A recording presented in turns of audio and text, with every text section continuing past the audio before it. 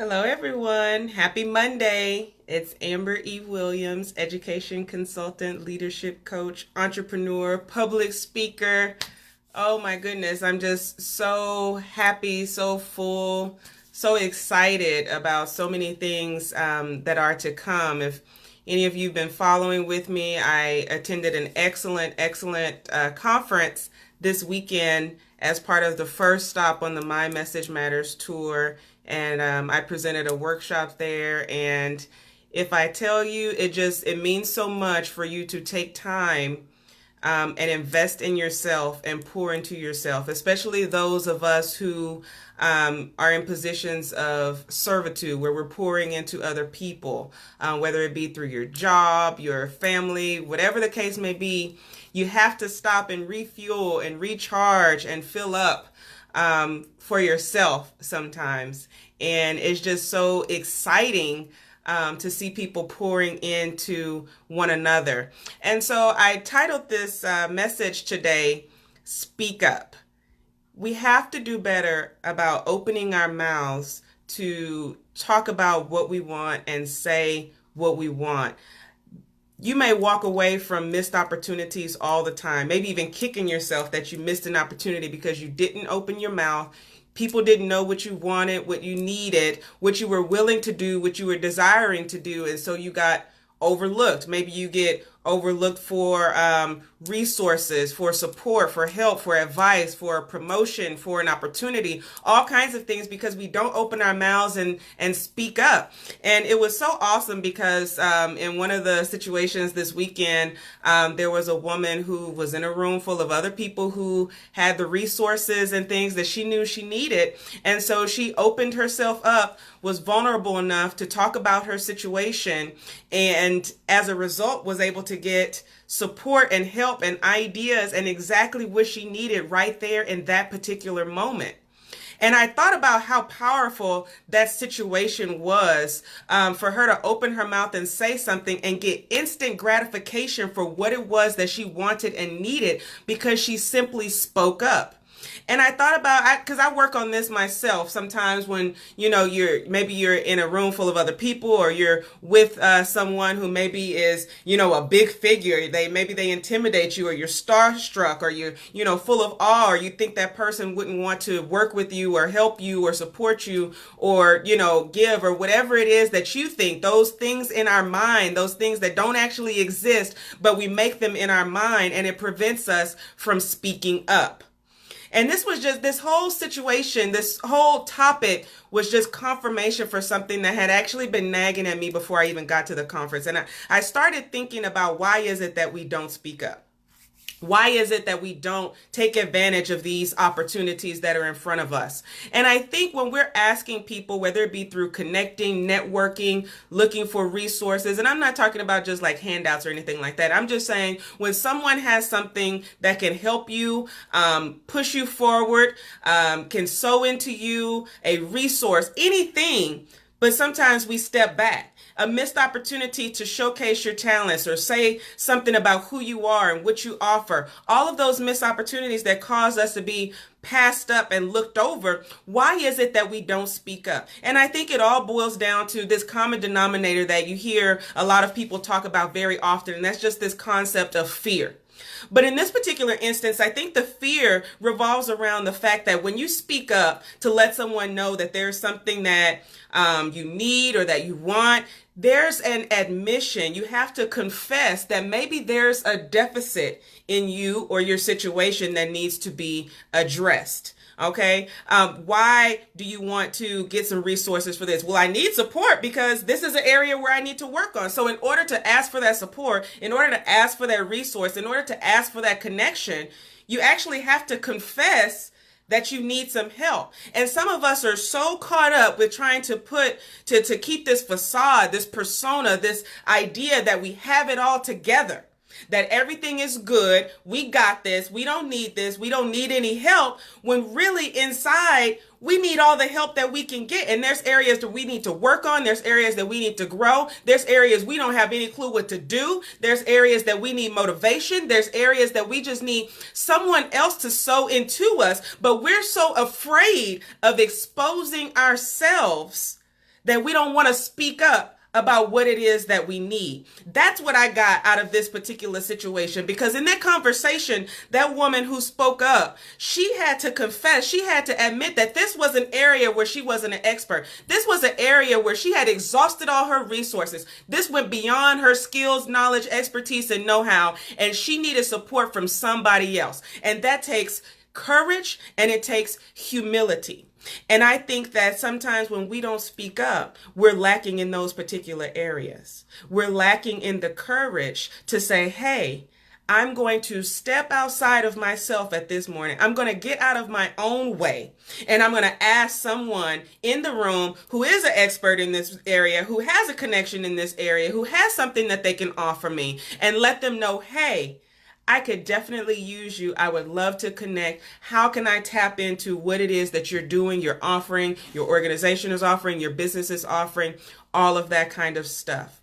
What's holding you back from speaking up? What's holding you back from saying, hey, yeah, I know how to do that. I want to be able to do that and get the support and the help that you need. Now, I mentioned that this was kind of confirmation for something else that was kind of tugging at me before I went, and it was the concept of testimony. And we say testimony a lot, especially when it comes to the church and being able to proclaim to other people, whether they be believers or non-believers, what God has done for us and how he's moving in our life. And sometimes people talk about the death of the testimony, that nobody's really speaking on that anymore. And why is that so? Why isn't anybody glorifying God publicly? You know, you may thank God in your private life, or you may thank him in your silent prayers before you go to bed. But are you publicly acknowledging and admitting that he is moving in your life and that the things that are happening for you are because of him? And I thought about that word testimony and the fact that when we use it as a noun, testimony is the thing that we say. There's no action involved because it's a noun. But when we also use that word in the legal field, right? When somebody gives their testimony, is usually in a court of law, and they have to say what they saw, what they heard, whatever it was, whatever their experience was in that particular situation. But see, in law, we also use the word testify. Okay, and I don't hear that one as much. We always talk about the testimony, what was said, but we don't talk about the actual act, the verb testify that signifies action. And we're getting away from recognizing that this is an action that we must take, that we have to continually testify, which is to speak with our tongues and proclaim what's happening in our lives. Because see, when we confess, when we speak, when we testify, there's power in the words that we say. There's power in the words that we speak over our lives and how God is moving for us and acting in our lives. And there's power for the ones around us. Because just like that woman that I was talking about earlier, see, she got what she needed out of the room. But what she showed right then and there to everybody else in the room was the power of her speaking up, the power of her using her words to articulate what it was that she needed, and knowing still, even in that moment, being able to testify that it was God who put her in that room right then at that particular time, who gave her the courage to open her mouth and speak on what it was that she needed, and then in turn gave her the instant gratification of acknowledging her need and satisfying her need by connecting with the people that she needed.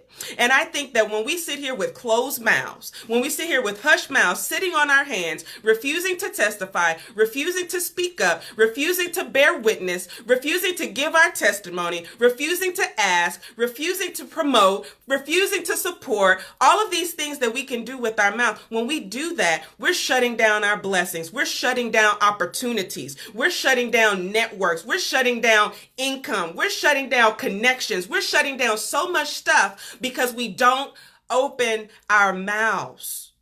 We're not speaking up. And I know that there's this feeling sometimes that people carry around, especially our women, that you're not your stuff doesn't matter. You're not worthy. Nobody wants to hear that story. Nobody wants to hear that situation. Nobody's going to help you. Nobody wants to support you. Your stuff isn't important. They're too important for that. They're not going to listen to you. They make too much money. You're not going to matter to them. You know, your story is, or you're this. And there's so many excuses that we feed ourselves. And like I was saying before, that's just that cycle of thinking that we create in our own minds. And that's the devil having his way in your thoughts, trying to psych yourself out, talk yourself out of being able to use the power of your words. But I'm going to tell you this. So many times we find ourselves in places, like literally in spaces, surrounded by people who we don't even know how it is that we got there. What made you buy a ticket to that event? What made you be present standing in line at this particular place at this particular time? And next thing you know, you're talking to someone or rubbing shoulders with someone that you would never have even connected with. And there's purpose in that. There's divinity in that, of you being in the right place in the right time. And how dare us waste those opportunities of God creating those moments where he's ready to give us exactly what it is we need. How dare we just throw that away by refusing to open our mouths and speak up? So many of us have something that's growing inside of us, things that are our gifts, our talents, our things that we want to do, our things that we want to use, and we feel like we're stuck. You don't know how to move forward. You don't know what to do next. Maybe you've been praying about it. You've been talking about it. You've been planning. Maybe you've been journaling, whatever it is. God hears all those things.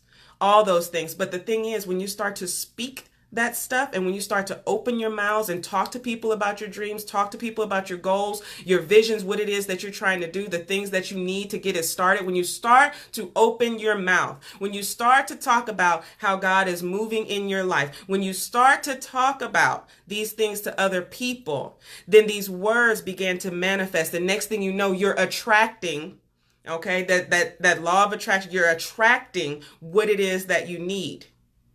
Because you're putting it out there, and then it's being returned to you because you opened your mouth.